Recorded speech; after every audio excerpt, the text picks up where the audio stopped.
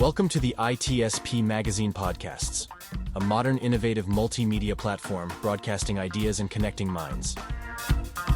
You are about to listen to What If Instead podcast with Alejandro Juárez Crawford and Miriam Plavin-Masterman. A show about everyday people reimagining the way things work and tackling the obstacles they face. We explore adventures in democratizing innovation, how the chance to try one's hand at something new affects people and even organizations, what powers they discover, and what challenges they face along the way.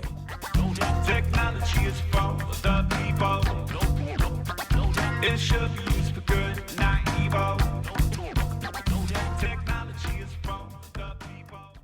What I would less like to happen when I think I'm saying something funny than silence is for someone to look at me and say, "That's so funny. That's hilarious." And this comes from an experience I had really deep in my youth where I interacted with two people who, at a time when I didn't really want to hear anyone's voice because it was a morning class, one would tell the other a story and the other would always respond, "That's hilarious."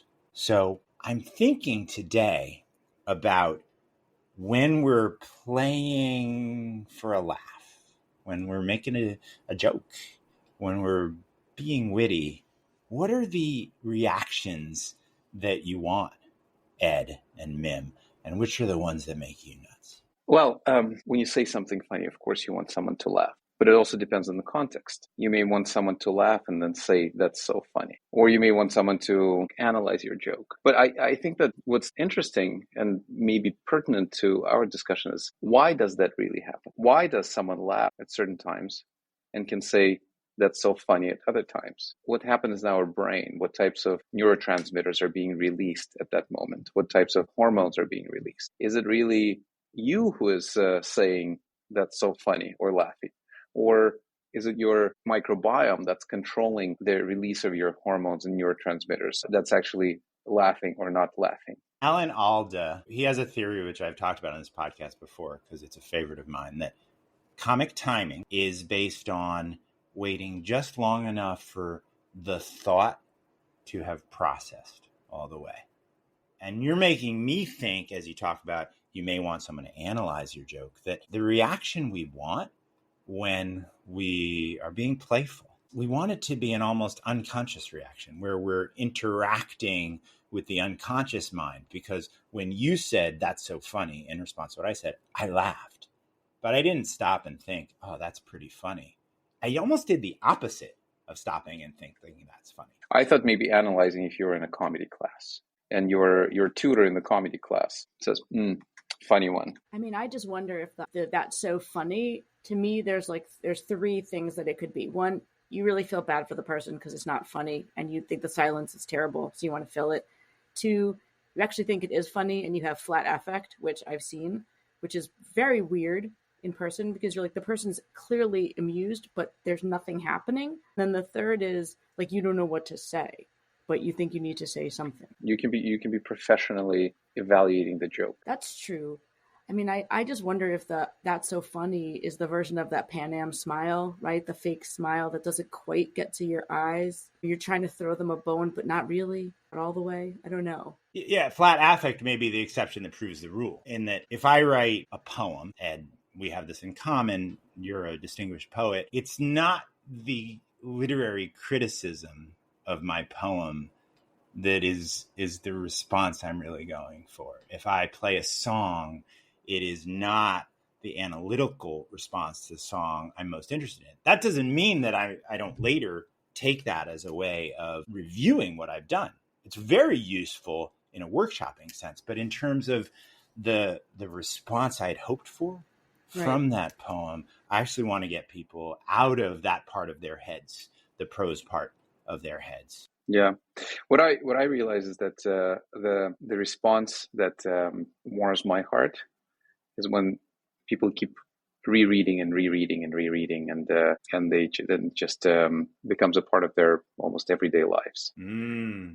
This brings out something really powerful, right? Think of a comedian who comes up with a line that you go back to every time a certain topic comes up, and Mm-hmm. you actually have a little a smile on your face. Mm-hmm. And you keep laughing? Oh yeah. Does that happen to you? Definitely.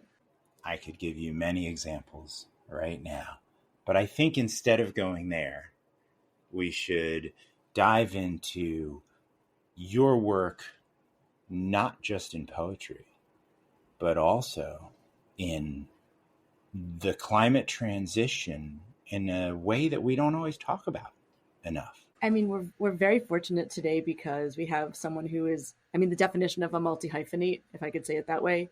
He's a poet, he's an educator, he's an entrepreneur, he's an investor, he's a publisher, he's a builder of things and a builder of words and spaces, literally and metaphorically. I mean, it's really kind of special. And specifically, he currently works at a company called Synonym, where he helped co-found it. He's the CEO, and it's a company that creates bioeconomy infrastructure. So I'm going to say this in the way that they say it, and then hopefully I will get some feedback if I get it close. Bioeconomy infrastructure, basically to help bioproducts that are futuristic or next generation bioproducts get to market at the scale that's right for them. So that's just a really interesting space to talk about, this sort of materials transition piece of dealing with climate change. So Ed, thank you so much for joining us today. Thank you for having me. I'm Alejandro Juárez Crawford. My co-host is Miriam Plavin-Masterman, and we're on a mission to make creating experiments of your own as normal as watching videos on your phone. Welcome to What If Instead, the podcast. Now, Ed, let's pick up on what you're doing at Synonym first. There is a tendency that I often deal with when coaching entrepreneurs and aspiring entrepreneurs to look at where all the investment capital is going right now and try to go there, right? Which to me is equivalent in the old Wayne Gretzky formulation to skating where the puck just was.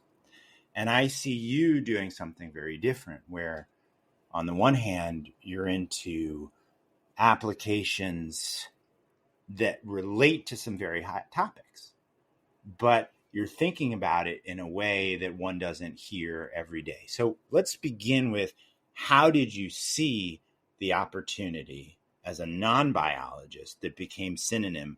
What presented itself to you, and what made you want to seize this with both your hands? So I think that in order to win, you need to understand what your competitive advantages are. That requires you to think not only what the opportunity could be, but what is the opportunity executable by you better than by anyone else. So you may look at the whole playing field and you know where the puck is going, but are you the one to catch that puck? Should you be in a rush to get there? Or should you conserve your energy and seize the puck when the puck is actually at the place where you can execute? So I think that what I realized if you can call it a business model is, well, only in retrospect I realized that that's what it is, and I'm now thinking about it as a template. I've always been approaching starting companies and entrepreneurship as an investor. How would I look at it as an investor from the investor perspective? Is this something executable?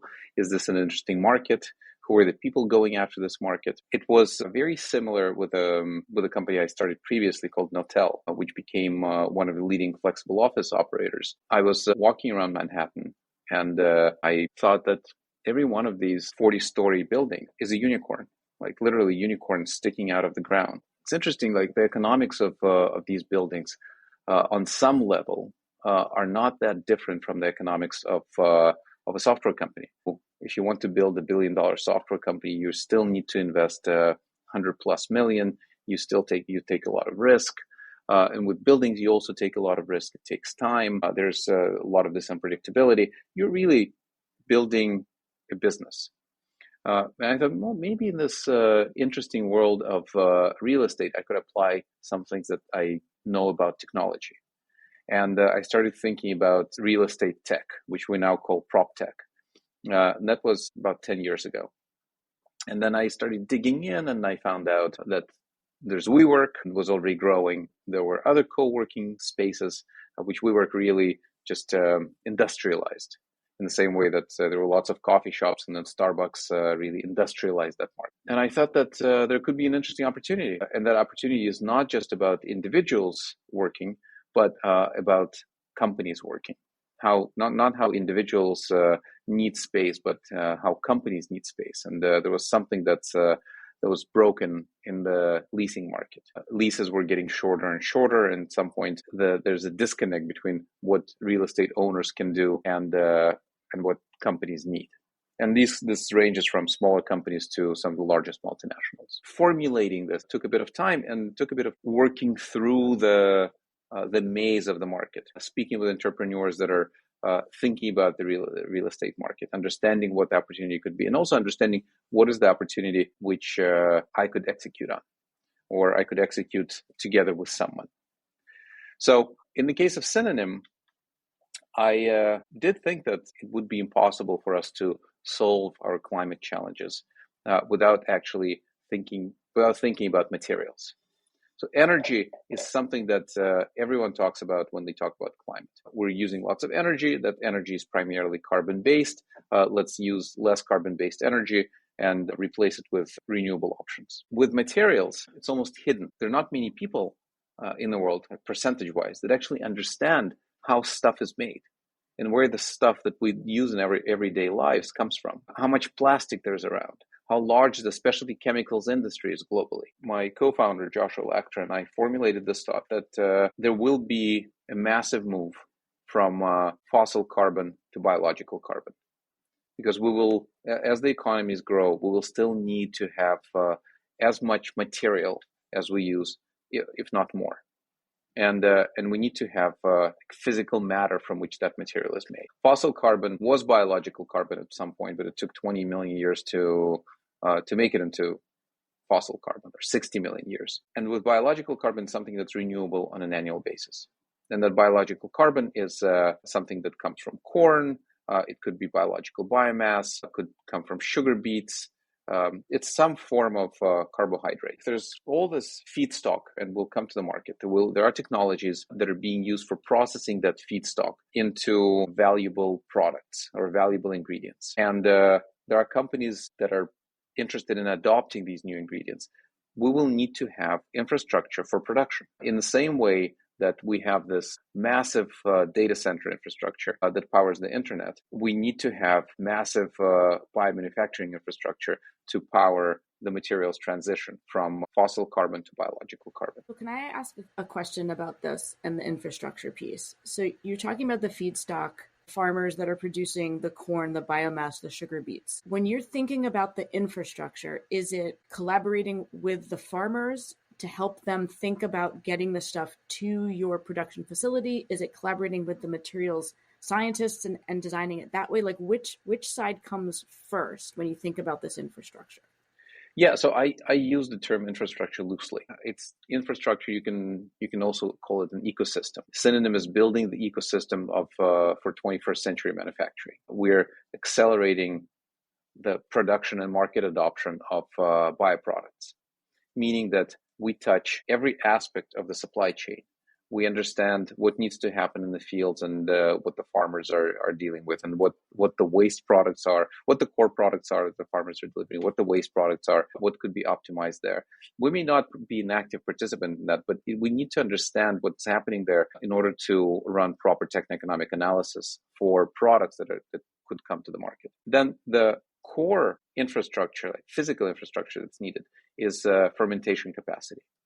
Fermentation is this unique process that has been around for thousands of years and something that we use in our everyday lives. We have yogurt in the morning, which is a fermented product. We may consume beer or wine or kimchi. All of these are fermented products, and that process of fermentation is basically microorganisms consuming carbohydrates in the feedstock product and converting it into something different, converting it into something new, which arguably lasts longer. And are those microorganisms designed by companies that you invest in, or are they naturally occurring? Like, where is that part of the process? So you're bringing up a very interesting point. Some are naturally occurring. Okay. The ones in yogurt and beer and wine are naturally occurring microorganisms. We know that we also use baker's yeast in baking. Yep. Yeah, we need to have these pockets of air we like these pockets of air in the bread that we eat, and those pockets of air come from the CO2 that's being released by yeast. So we sometimes use natural organisms, and naturally, and this is something that has been powering the ethanol industry. These are naturally occurring microbes which consume corn stover, the waste of corn production, and ferment it into ethanol. And they naturally release alcohol. Like alcohol is a naturally released product of fermentation. It functions as an antiseptic. I'm a microbe. I will eat the sugar, release this alcohol. I will grow, and at the same time, I will kill any of the other microorganisms that are trying to impede on my territory. There are other types of fermentation that we use. Some of the organisms that are being designed are powering massive industries. For example, insulin. It was an animal product up until early 80s. And then Genentech pioneered the process of precision fermentation, where they genetically modified certain microorganisms and were able to produce human insulin, which was actually better for humans, better fitting humans.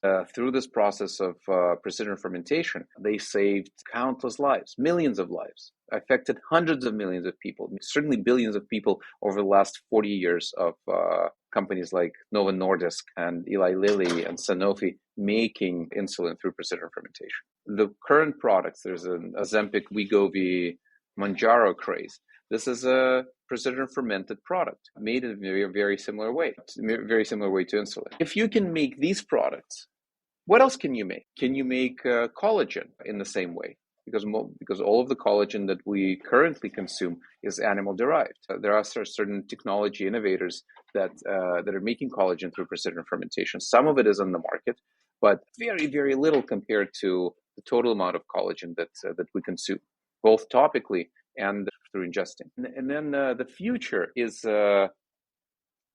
extremely interesting, where you can actually use AI to help design these organisms. Wait, let's hold off on AI designing organisms, because that will be interesting, and we're going to get there.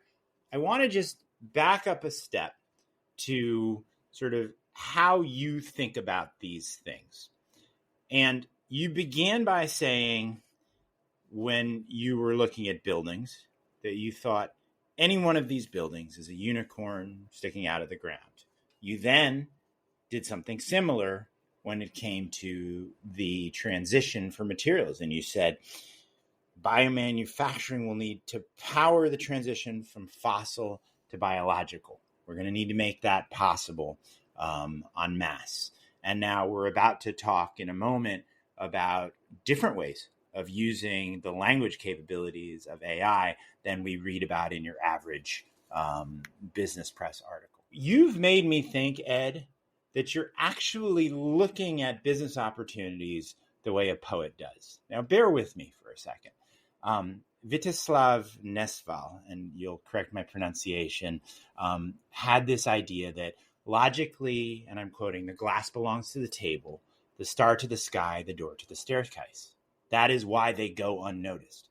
It was necessary to set the star near the table, the glass hard by the piano and the angels, and the door beside the ocean. The idea was to unveil reality. Now, what I see you doing is unveiling possibilities by putting the glass not next to the table, but the door beside the ocean. Because when you say a phrase like, the building is a unicorn sticking out of the ground, it's as if you looked up at the building and everyone else walking by was saying, there is a high rise, there's a building. And you said, no, wait a minute, that's a unicorn sticking out of the ground. And again, everyone, as you said, looks at, all right, we need to make the energy transition. That's carbon. But you look and you say, wait a minute, there's all this carbon in our plastics and our industrial chemicals. What if we could manufacture that biologically? So bear with me if I've taken us in a place that isn't true, but I'm trying to get inside your mindset for our listeners. And it does occur to me that you are doing what Nesval did for the ocean and the door to the opportunities you're pursuing. Mm-hmm. I think what he's referring to, correct me if I'm wrong, is Aristotelian metaphysics. It's like trying to pull together and understand the quality of the table. Aristotle, in the end, wants to give us logic. He said that he wanted to give reality back its shining image as on the first day of existence. And if I did this at the expense of logic, it was an attempt at realism at a higher power. So without getting into the debate, and you may be able to come back and say this really is Aristotelian, I think that it's this idea that if we see things in a juxtaposition we're not used to, then it can unveil a possibility. That's at least what I heard you doing, both with No-Tell and with Synonym. Am I missing it? Also sometimes makes for a good joke. I hope this is not a psychoanalysis session. I'd rather talk about Synonym than psychoanalyze myself, and as to how I make decisions. And I'm not sure the decisions that I make are right. I do know that in many cases I have the right vision, but ultimately I think it was Thomas Edison who said that vision without execution is hallucination. Ultimately, building companies is all about execution. As I said before, it's important to focus on opportunities which you find executable, where you actually have an unfair competitive advantage or a fair competitive advantage. But there needs to be an edge for you to be able to lean in. Let's talk about both vision and execution for a second, right? And the reason I was asking you that question was for our listeners who are asking the big question, what if instead? And I wanted to look at how they might look at something around them and find a vision for how it could work differently or a possibility there. But as we move to your point about execution, so let's focus on Synonym. What was it that enabled you, as someone who wasn't a biologist, didn't know how to create biomaterials, what led you to say, hey, actually, I can bring something to this in your terms that others can't? I think it was a combination of my previous experiences that I was talking to the CEOs of synthetic biology companies, and I was clearly hearing that they are frustrated with the current state of the market from the capacity perspective. They need to get to scale, and they either need partners that can help them produce, and it's very difficult for them to find these partners, especially ones that they would trust and that would produce at the right volume and the right price with the right quality, or they would need to build their own capacity, basically factories, which means that they will need to raise hundreds of millions of dollars and do something that they have never done before. There are very few companies that have actually done that successfully. In many cases, these companies are trying to do this with products that are not super high margin, where they're near commodity, so they don't have a lot of brand recognition or will not have brand value, and they are primarily scientists. There are lots of scientists coming out of labs. They have an amazing idea for making. Let's use the example of collagen. Making collagen through precision fermentation. If we're able to make insulin, then we could make collagen. And then what? So you succeeded in your small experiment. Then you need to go to a larger experiment and larger and larger and larger. And at every point, you need to rework the biology. At some point, these scientists are faced with the problem of understanding how to actually build, like how to build facilities. And this is not what they were trained to do. And they can surround themselves with people that have done this before, but they're still thinking about it from the perspective of that single product. And from that perspective, it's extremely difficult to fundraise for a facility. So you have you need to engineer something, which is possible. You start with techno-economic analysis, and the numbers need to pan out, and then you run through your engineering exercises, and you go through different stages of engineering, and then ultimately you get to a point where you have a project ready, and then you need to raise funds for it. That $300 million that would go into building that facility. That's not what venture investors would do. the yield on that facility would be lower. So you need to talk to a completely different kind of investors, private equity or infrastructure investors or real estate investors that are not approaching this from the perspective of venture returns. And they really care about downside. And you're coming to them with a single product. And really that single product is a single point of failure. So we started thinking about the capacity that's needed for production of biomaterials from the perspective of developing a new asset class. These materials will be produced. This materials transition is inevitable.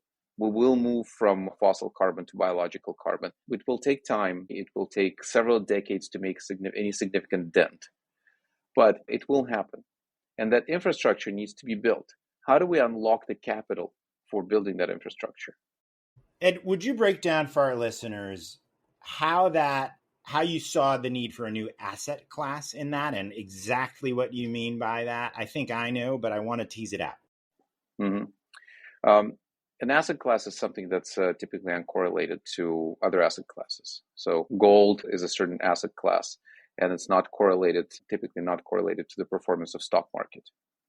So you invest in gold, you can invest in stocks, in real estate. These are different asset classes. Investment in data centers became a type of like a real estate asset class or subclass. It provides certain yield. It's predictable. It's not a venture investment. Your yield may fluctuate year to year. Right now, data centers are hot. 5 years ago, they were not. But it's more or less stable yield that's coming from investment into that specific asset. And ultimately, an asset class is something that consumers should be able to invest in through different intermediaries or directly. And this is a key point I just want to make sure is clear here, is that there can be something that's worth doing. Folks would want it. There'd be a big market for it. But if there isn't a combination of time horizons for returns and the other asset attributes that you're talking about that makes it practical to invest in, that opportunity won't get the capital it needs. I just want to make sure we say this in very clear terms. And if I'm hearing you right, the materials transition needed a new way of bringing capital to it if we're going to realize the opportunity. Am I hearing you right, Ed? Yeah, so if you look at any of the reports out there, the market for biomanufactured materials is projected to be anywhere between $4 and $30 trillion in the next 25, 30 years, which tells me that you will need to invest trillions of dollars into infrastructure to support the development of the factories that would actually produce these materials. Venture capitalists will not invest that. It's impossible to invest that much from the balance sheets of companies. I think it's McKinsey that's projecting that for investment in biomanufacturing facilities to be on par with data center investments in the next 10 years or in the next 15 years. We're talking about massive amounts of money. And those pockets of capital are generally earmarked for large capital projects. And these large capital projects are those are infrastructure investors. They have pockets, like new pockets of for experimentation.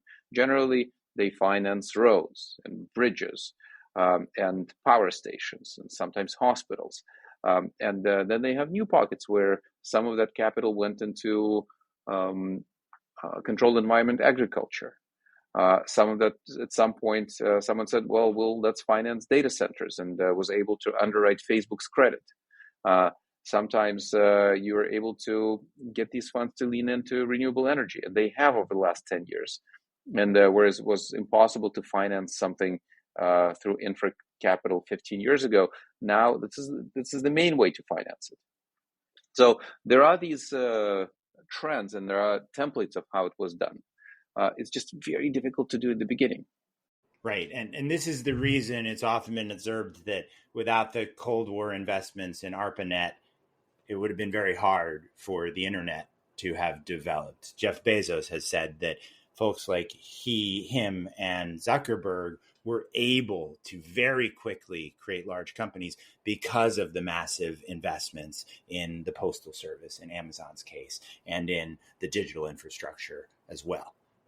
So this is related to that point. Now, do you see this being this kind of asset class appealing to certain kinds of private investors, or do you see there being a need for large social investments to support this in the way that Bezos has acknowledged was important for those companies?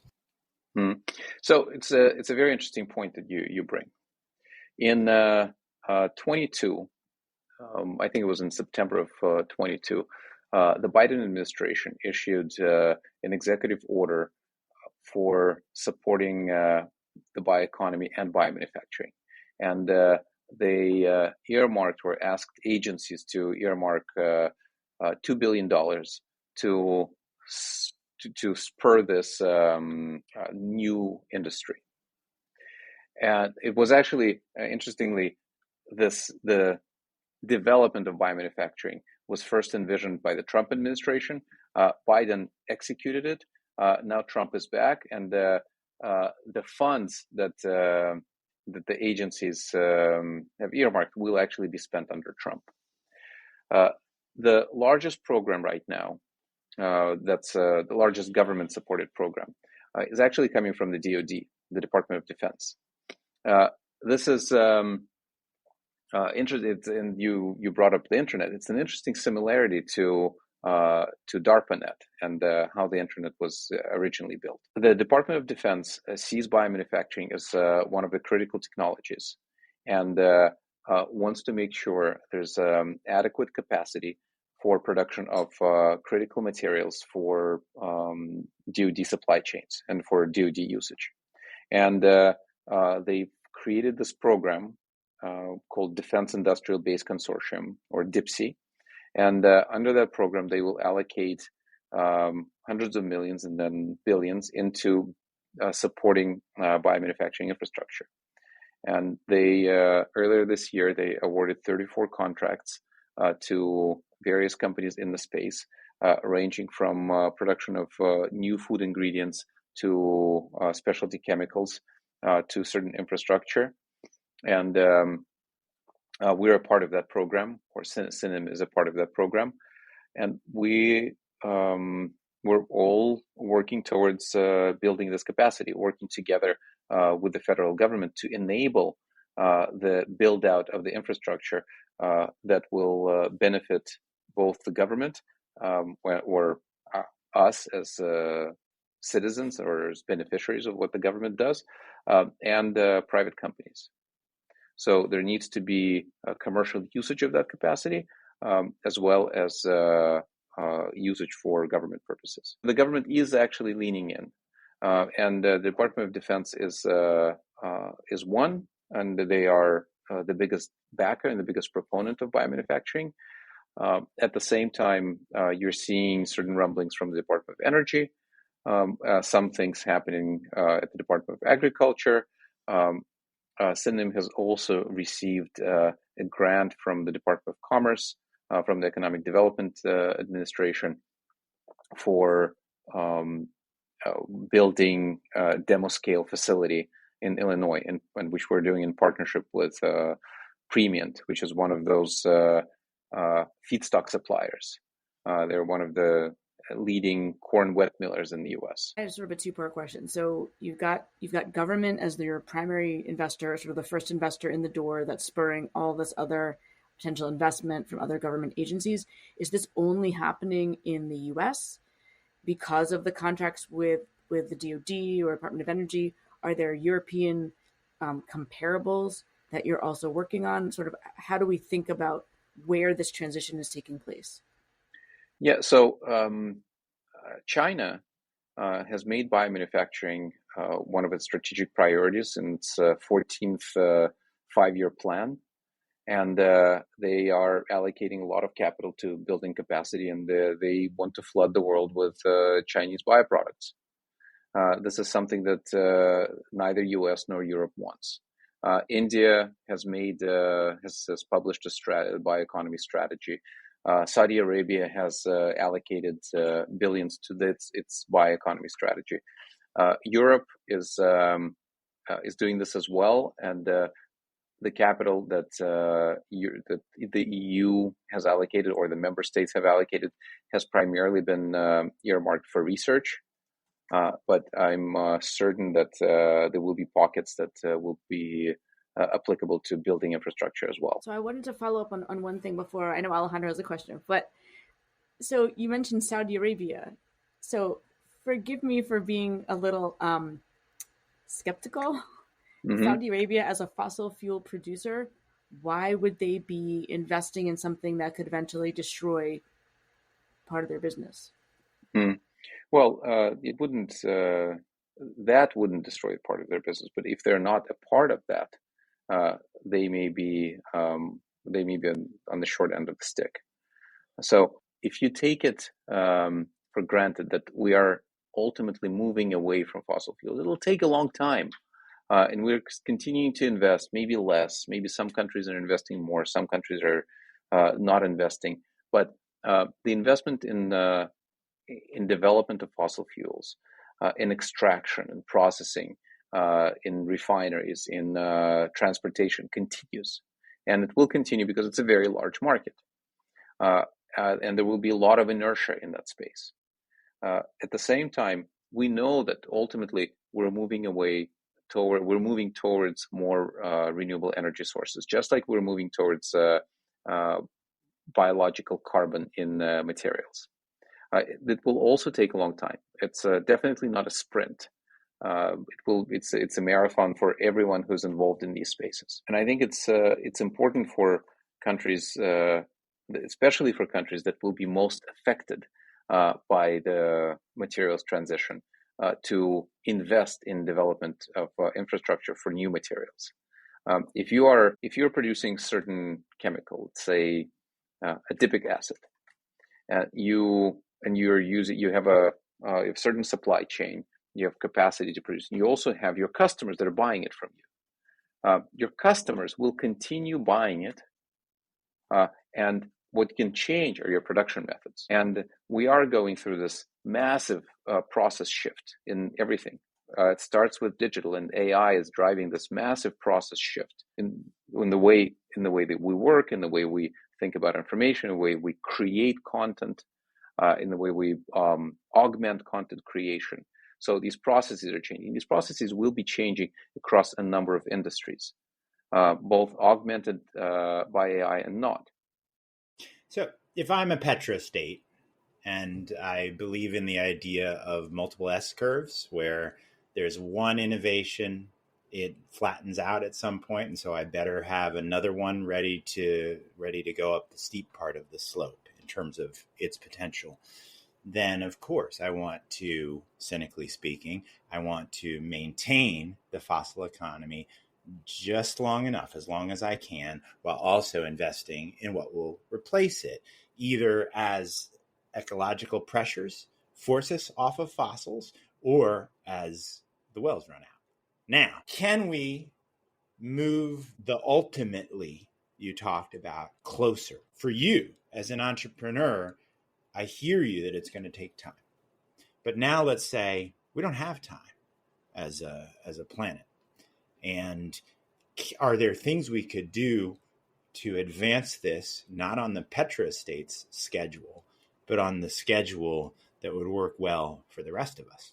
I think we need to, as consumers, we are already consuming bioproducts in our everyday lives. We just don't know how these products are made. I mentioned insulin and Ozempic and Wegovy, but also citric acid, and vitamin A and some other vitamins, and xanthan gum and gellan gum that are in lots of products that we use in everyday lives, are all biomanufactured products.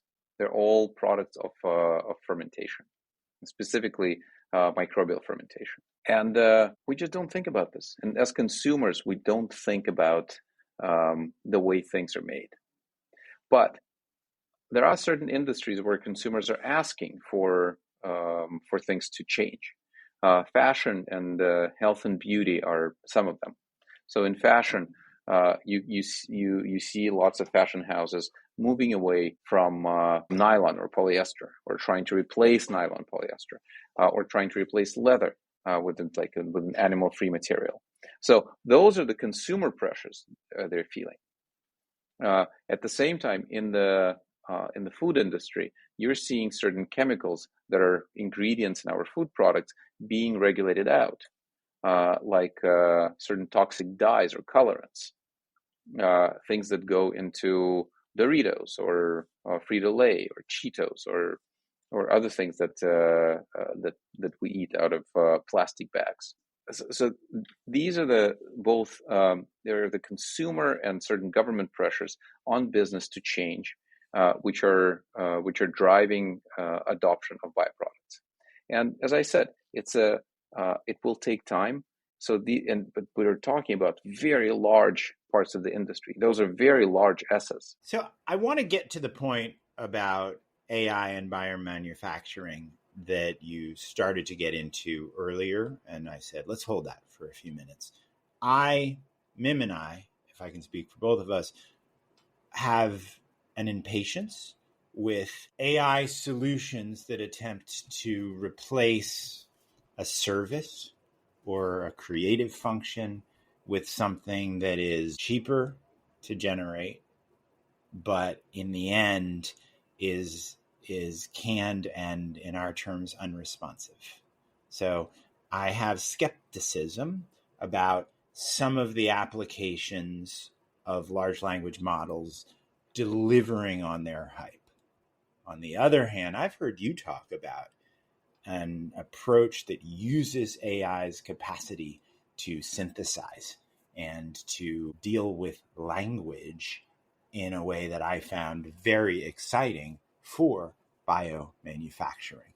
Can you lay that out? And this will be the last topic for this conversation, at least. Yeah, so AI will permeate every aspect of our lives in different ways. And AI is a very loose term. We've experienced ChatGPT, and that was that. And we will now talk about this ChatGPT moment.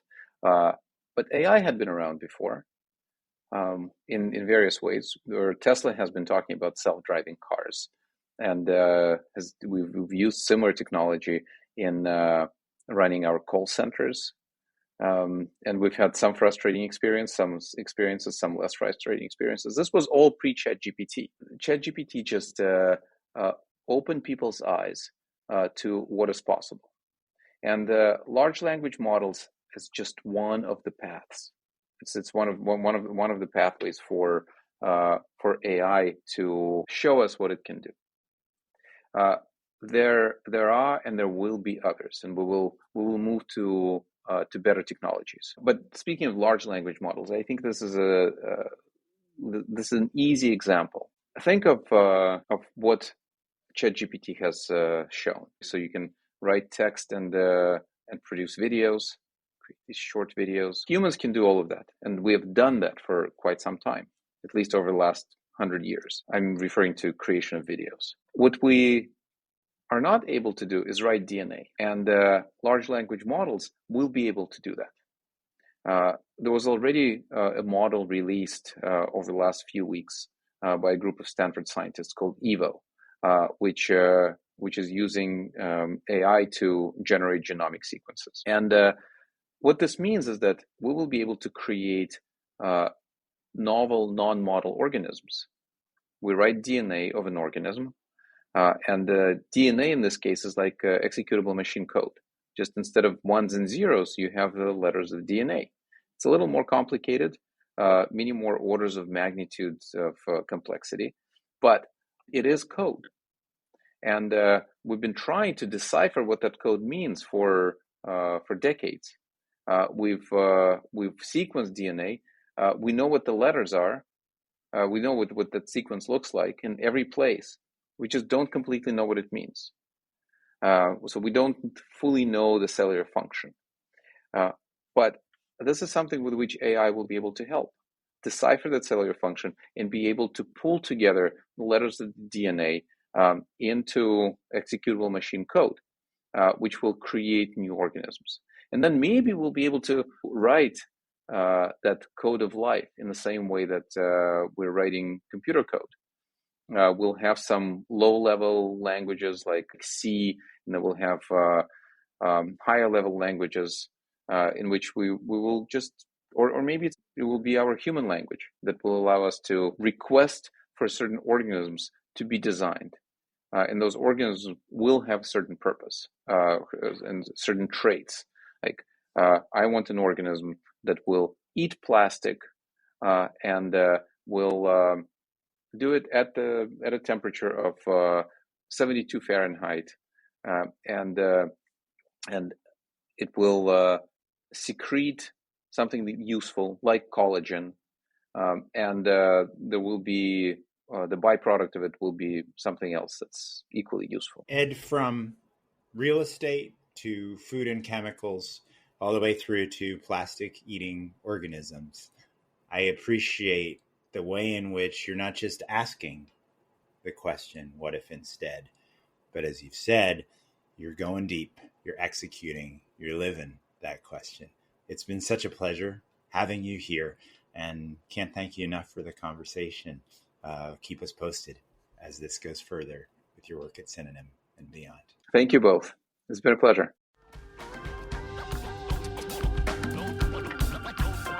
We hope you enjoyed this episode of What If Instead podcast with Alejandro Juárez Crawford and Miriam Plavin-Masterman. If you liked this story, add this show to your favorite podcast player and share What If Instead podcast with your friends, family, and colleagues.